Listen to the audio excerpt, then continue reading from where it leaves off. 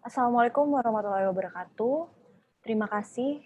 Pada kesempatan kali ini kami akan menjelaskan presentasi dari kelompok kami yang terdiri dari saya, Galih Nur Handayani, kemudian ada teman saya, Regina Fatima Paralevi, dan yang terakhir ada Abdul Aziz Alwat Ismail. Yang akan kami bahas pada presentasi kali ini yang pertama adalah teori perdagangan liberal.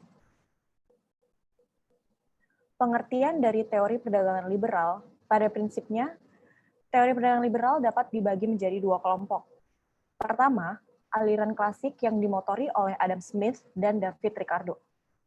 Kedua adalah aliran neoklasik yang merupakan pembaruan daripada aliran yang pertama di atas. Tokoh-tokoh neoklasik misalnya adalah Samuelson dan Paul Krugman. Kemudian tokoh dari aliran liberal, Adam Smith, menyatakan gagasannya tentang keunggulan absolut atau absolute advantage, di mana kunci dari kekuatan dan kekayaan suatu negara adalah pertumbuhan ekonomi, dan sarana untuk terciptanya pertumbuhan ekonomi itu adalah perdagangan internasional. Doktrin lain dari teori ini juga menyatakan bahwa perdagangan internasional harus berdasarkan prinsip persaingan bebas atau fair competition dan pasar bebas atau free market. Dalam pengertian ini, arus barang dari satu negara ke negara lain harus bebas dari hambatan-hambatan politik atau political barriers. Sehingga pergerakan barang lintas negara dapat berlangsung bebas dan alamiah berdasarkan hukum pasar. Berikutnya merupakan penerapan teori perdagangan liberal. Menurut Abustan dan Mahyudin pada tahun 2009, dalam teori ekonomi diketahui bahwa pertumbuhan ekonomi mempunyai hubungan timbal balik dengan beberapa variabel ekonomi mikro lainnya. Selanjutnya, menurut Raisin pada tahun 2010 juga menunjukkan adanya hubungan antara pertumbuhan ekonomi dan kesempatan kerja. Adanya hubungan jangka pendek antara pertumbuhan ekonomi dan kesempatan kerja dengan faktor kelambanan, artinya pertumbuhan ekonomi sekarang akan mempengaruhi pertumbuhan ekonomi kerja di tahun yang akan datang. Sedangkan pertumbuhan kesempatan kerja tidak mempengaruhi pertumbuhan ekonomi. Oleh karena itu, jika neraca ekspor-impor Indonesia surplus di tahun ini, itu mengindikasikan pertumbuhan ekonomi. Dan jika ekonomi tumbuh, maka pastinya akan terbuka lapangan-lapangan pekerjaan yang baru. Namun, ada kelemahan dalam teori Adam Smith, yaitu perdagangan hanya terjadi dan menguntungkan kedua negara bila masing-masing negara memiliki keunggulan absolut yang berbeda. Bila hanya satu negara yang mempunyai lebih dari satu keunggulan absolut, maka tidak akan terjadi perdagangan internasional yang menguntungkan. Contohnya adalah apabila Indonesia sebagai negara yang menghasilkan karet terbesar kedua di dunia, menjalankan kegiatan ekspor ke Thailand sebagai negara penghasil karet nomor 1 yang terbesar di dunia, maka hubungan perdagangan internasional antara kedua negara ini tidak akan berjalan menguntungkan karena adanya timpang tindih dari hasil bumi yang sama.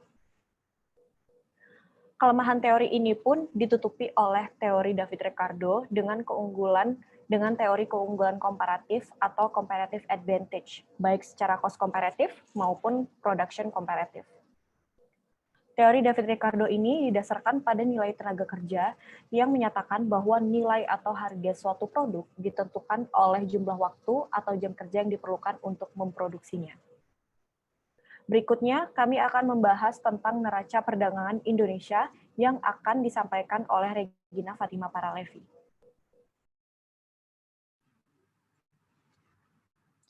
Oke, dari data perbandingan ekspor sektor pulp dan kertas, di sini menjelaskan nilai ekspor yang merupakan salah satu komoditas terpenting di Indonesia. Dalam grafik tersebut dinyatakan bahwa volume ekspor pulp dan kertas dan barang lainnya pada 2020 yaitu sebesar 12,46 juta ton dengan nilai ekspor sebesar 6,76 miliar US dollar. Volume tersebut naik sebesar 15,43% dibandingkan tahun sebelumnya. Rata-rata nilai dan volume ekspor pulp dan kertas ini naik setiap tahunnya sejak tahun 2016, kecuali pada tahun 2021 yang masih berjalan sampai saat ini. Lalu berikutnya, ada neraca perdagangan Indonesia, data hingga Februari 2021, dari tahun 2018. Dari neraca ini kita bisa melihat, walau kuantiti berkurang, tapi value dari transaksi itu tetap naik dan bertambah. Ini akan menimbulkan optimisme di pasar, dan pasar akan terus bergerak menuju perkembangan yang akan berdampak pada penyerapan tenaga-tenaga kerja baru. Dapat dilihat juga bahwa neraca perdagangan Indonesia pada Februari 2020, yakni 2 miliar US dollar, naik dari bulan sebelumnya yang hanya sebesar 1,96 miliar US dollar. Namun, neraca ini pun lebih kecil dari Februari 2020, yaitu sebesar 2,51 US dollar. Surplus neraca dagang ini dikarenakan nilai ekspor Indonesia lebih besar, yaitu sebesar 15,27 miliar US dollar dibandingkan impor yang dilakukan Indonesia, yakni sebesar 13,26 miliar US dollar. Lalu berikutnya kami akan membahas pertumbuhan ekonomi penduduk Indonesia yang akan disampaikan oleh Abdul Aziz Awad Ismail.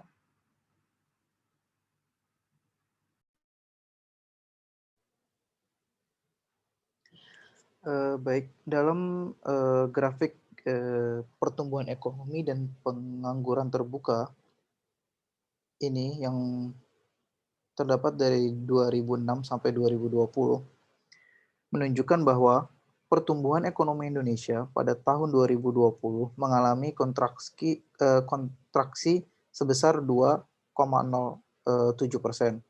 Pertumbuhan tersebut merupakan kontraksi pertama sejak tahun 2006. Sementara itu, pengangguran terbuka pada 2020 naik dari 2,72% hingga 9,77% dibandingkan tahun sebelumnya. Beberapa penyebab pertumbuhan ekonomi menurun adalah adanya pembatasan perdagangan di berbagai negara yang terjadi karena COVID dan penurunan kegiatan ekonomi di seluruh dunia. Beberapa contoh yang dapat kita lihat di sekeliling kita sekarang adalah adanya pembatasan sosial berskala besar, di mana peraturan pemerintah banyak yang menganjurkan toko-toko untuk memotong waktu operasional dan pengunjungnya, sehingga berdampak pada aktivitas dan perputaran ekonomi negara. Kesimpulan yang dapat kita petik dari presentasi pandangan teori perdagangan liberal dalam rangka menciptakan lapangan pekerjaan ini adalah negara seharusnya lebih mendorong kualitas ekspor mereka. Karena jika barang atau jasa dari negara itu diminati di pasar internasional, maka itu akan bertimbal balik ke industri lokal negara itu sendiri. Oleh karena itu, jika neraca ekspor impor Indonesia surplus di tahun ini, itu merupakan indikasi pertumbuhan ekonomi, dan jika ekonomi tumbuh, maka pastinya akan terbuka lapangan-lapangan pekerjaan baru, sehingga indeks pengangguran terbuka di Indonesia dapat menurun dalam presentasinya. Sekian presentasi dari kami, atas waktu dan perhatiannya kami ucapkan terima kasih.